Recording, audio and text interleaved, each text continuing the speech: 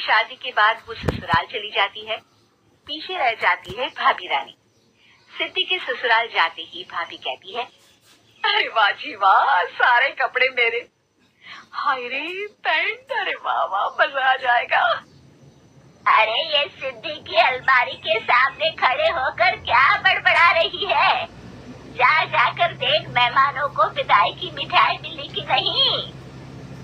अब हाँ माँ जी, क्यों नहीं, लेकिन पहले कपड़े तो बदल लूं। अब रानी आ जाती है सिद्धि के उन कपड़ों में जो वो ससुराल जाने से पहले घर छोड़ जाती है। अरे रानी, कुछ दिन रुक जाती।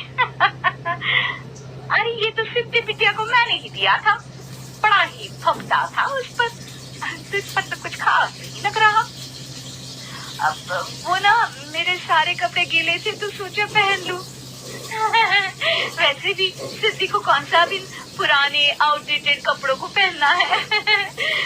वैसे भी ये सूट तो मैंने तभी पहना था, वैसे खास है भी नहीं ये।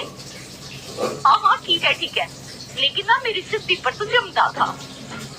सारे मेहमान चले जाते हैं और सिद्धि ससुराल से मायके पहली बार आती है। अपना घर, अपना कमरा, अपनी अलमारी। ये बोलकर जैसे ही सिद्धि अलमारी खोलती है तो सामने उसके कपड़ों की जगह कुछ और ही रखा होता है। माँ, ओ माँ, जरा कमरे में तो आना। सास और रानी वहाँ पहुँच जाते हैं। रानी ने पहनी होती है सिद्धि की जींस और टी शर्ट। अरे भाभी, ये क्या? ये तो मेरी बड़ी ही महंगी टी शर्ट है, इसे आपने घर में क्यों पहनी है? अरे बहुत मिलती है दीदी ये चौकी मार्केट में, 150 में। ओ भाभी प्लीज, ये एरोपोस्टल है, 2000 की एक टी शर्ट। ओहो, 2000 में तो दीदी 4 साड़ी आ जाए। अब क्या बोलूं? भाभी, ये मेरी अलमारी में छोटू के कपड़े, तो मेरे कपड़े कहाँ हैं? मेरी अलमारी में? अब दीदी आपको कौन से पुराने कपड़े पहनने थे? माना भाभी, लेकिन मैं जब घर आती तो यही सब पहनती ना। अरे तुम तो बड़ी कंजूस हो दीदी। खैर वक्त आता है जब सिद्धि ससुराल के लिए रवाना हो रही होती है। अरे रानी, अंदर से सिद्धि का गिफ्ट ले आ, लड़की पहली बार ससुराल से मायके आई है। रानी अंदर जाती है और एक सिंपल सी साड़ी लेकर बाहर आ जाती है। ये लीजिए माँ जी। सास बेटी को गिफ्ट देकर ससुराल भेजती है। अगले दिन रानी एक सुंदर सी साड़ी पहनकर सामने आती है। अरे रानी, ये तो वो साड़ी है जो मैंने सिद्धि को देने के लिए दी थी जब वो ससुराल ले जाती, लेकिन ये तूने कैसे पहन ली? अरे माँ जी, ये साड़ी तो मुझे बहुत पहले से ही पसंद थी, लेकिन चिंता न करिए, मैंने सिद्धि के लिए भी अच्छी सी साड़ी दी है। हाँ। तभी सिद्धि का फोन आता है। क्या माँ, कुछ अच्छा तो दिया होता ससुराल ले जाने के लिए। अरे पहले दिखा दिया होता। ये चमकते हुए पैकेट में नौकरानी वाली साड़ी मत दिया करो माँ।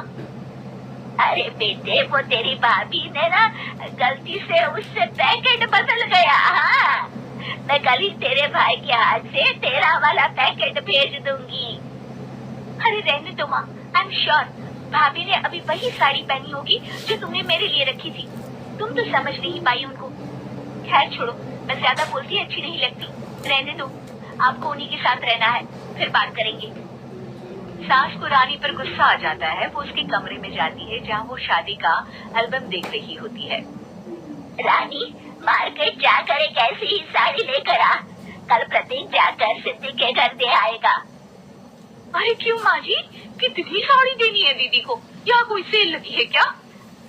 अरे चुप कर, मेरे बेटी के हिस्से की साड़ी खुद पहन ली, अब ज्यादा ज्ञान बांट रही है। एक दिन सिद्धि का फोन आता है। माँ, मेरी सास ने आज सबको खाने पर बुलाया है।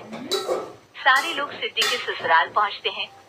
खाना खाकर वो लोग निकल रहे होते हैं कि सिद्धि की सास सभी को गिफ्ट देती है। अरे बहन जी, बेटी के घर का खाना खा लिया, यही बहुत है जो आप ऊपर से गिफ्ट भी दे रही है। अरे बहन जी, आप भी कहाँ इन बातों पर विश्वास कर रही है। सास सभी को गिफ्ट देती है, लेकिन रानी को जो साड़ी देती है वो अजीब सी हरे रंग की लाल रंग के बड़ी छाप वाली होती है। अरे छी छी, ये कौन पहनेगा? सासू माँ को तो जरी वाली इतनी सुंदर और मेरे लिए ये नौकरानी वाली। अरे भाभी, दरअसल मैं जब भी घर आती थी आप वापसी में ऐसी ही साड़ी देती थी ना, तो माँ ने सोचा कि आपको आपकी पसंद की ही साड़ी क्यों ना दी जाए। बेचारी रानी, बोलती भी तो क्या। सिद्धि और सास रानी का चेहरा देखकर हंसने लगती है। तो रानी समझ जाती है कि अपने ही बिछाए जाल में वो फंस चुकी है।